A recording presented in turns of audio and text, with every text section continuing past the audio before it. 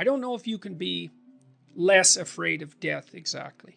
But I think that here's a hypothesis, and this is a Socratic hypothesis. I write about this in my book too, by the way.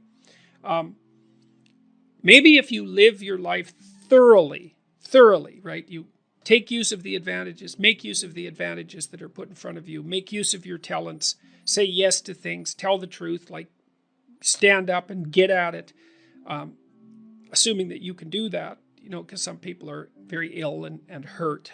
But assuming you can do that, I think the only way to combat fear of death is to live fully. And I think that might actually work. I kind of wonder, I've talked about this with my father too, who's getting pretty old. I've asked him if, for example, if he could be transformed back into an 18-year-old, knowing what he knows now, would he do it?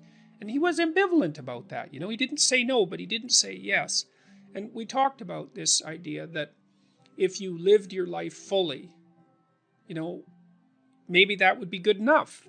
Because, I loved having kids, but I don't feel that I would have kids again, because in some sense I've already done that. And so maybe there's a set number of adventures that you have to go on in your life. Let's say you have to be married, you have to have kids, you have to have a career, you have to have friends, you have to have something useful to do with your time outside of work. Those are all things that are covered in the Future Authoring Program, by the way. Maybe if you do all those, it's like, that's good enough. You've had your life and that's enough. I mean, I don't know. 10 years ago, I thought, if I could extend my life radically, then I would.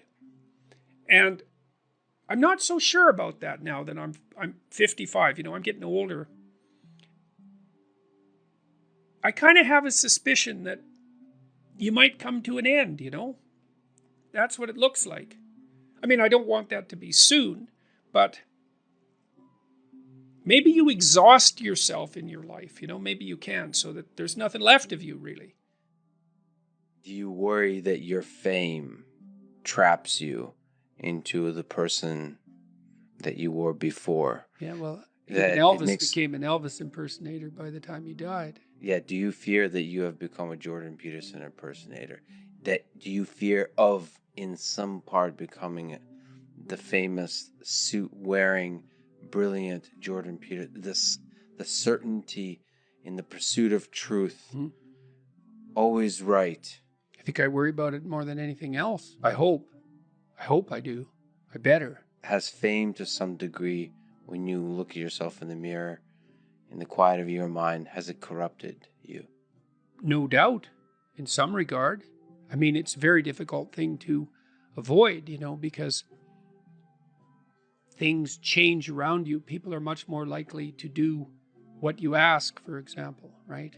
And so that's a danger, because one of the things that keeps you dying properly is that people push back against you optimally. This is why so many celebrities spiral out of control, especially the tyrannical types that, say, run countries. Everyone around them stops saying, yeah, you're deviating a little bit there. They laugh at all their jokes. They open all their doors. They always want something from them. The red carpet's always rolled out. It's like, well, you think, wouldn't that be lovely? It's, well, not if the red carpet is rolled out to you while you're on your way to perdition. That's not a good deal. You just get there more efficiently. And so one of the things that I've tried to learn to manage is to have people around me all the time who are critics, who are saying, yeah, I could have done that better, and you're a little too harsh there, and you're alienating people unnecessarily there, and you should have done some more background work there. And I think the responsibility attendant upon that increases as your influence increases. And as your influence increases, then that becomes a lot of responsibility. And then maybe have an off day. And here's an example. I've been writing some columns lately about things that perturb me, like the forthcoming famine, for example.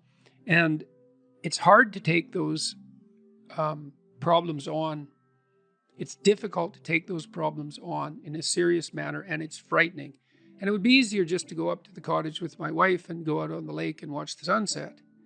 And so I'm tempted to draw on anger as a motivating energy to help me overcome the resistance to doing this. But then that makes me more harsh and judgmental. But also maybe anger hardens your mind to where you don't notice the subtle, quiet beauty of the world. The quiet love that's always there that permeates everything. Sometimes you can become deeply cynical about the world if it's the Nietzsche thing. Yeah. Battle not with monsters, lest ye become a monster. Yeah. And if you gaze into the abyss gazes also into you. Right. But I would say, bring it on. Right? Because that's by also saying, knowing that he's absolutely right. But if you gaze into the abyss long enough, you see the light, not the darkness. Are you sure about that? I'm betting my life on it. Yeah, that's a heck of a bet. Well, that's because it might distort your mind to where all you see is abyss. Is abyss. Yeah. Is the evil in this world. Well, then I would say you haven't looked long enough. You know, that's back to the swords, the flaming swords. It's like, so I said the whole story of Christ was prefigured in that image. It's like the story of Christ psychologically is radical acceptance of the worst possible tragedy. That's what it means. That's what the crucifix means. Psychologically, it's like gaze upon that which you are most afraid of. But that story doesn't end there, because in the story, Christ goes through death into hell. So death isn't enough. The abyss of innocent death is not sufficient to produce redemption. It has to be a voluntary journey to hell. And maybe that's true for everyone. There is no more terrifying idea than that, by definition. And so then, well, do you gaze upon that? Well, who knows?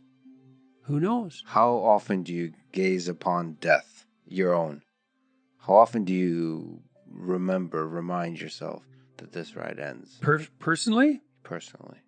All the time. Because you, as a deep thinker and a philosopher, it's easy to start philosophizing and forgetting that you might die today. The angel of death sits on every word. How's that? How often do you actually consciously... All the time. Notice the angel? All the time. I think it's one of the things that made me peculiar. When I was in graduate school, you know, I thought about, I had the thought of death in my mind all the time. And I noticed that many of the people that I was with, these were people I admired fine. That wasn't part of their character, but it was definitely part of mine. I'd wake up every morning. This happened for years. Think, time's short, get at it. Time's short, get at it. There's things to do.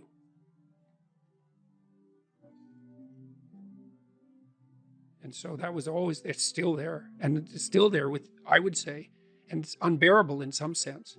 Are you afraid of it? Like what's your relationship? Death? Yeah. You know, I was ready to die a year ago. And not casually. I had people I loved, you know.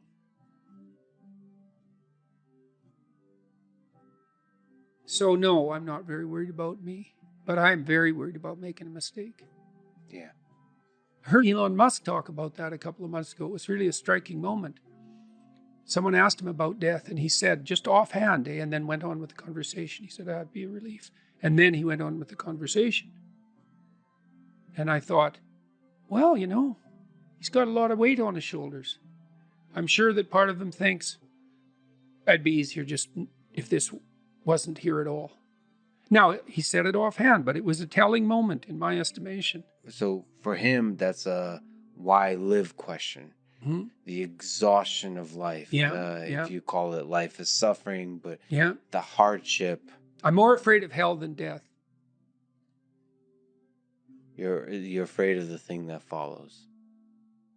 I don't know if it follows or if it's always here.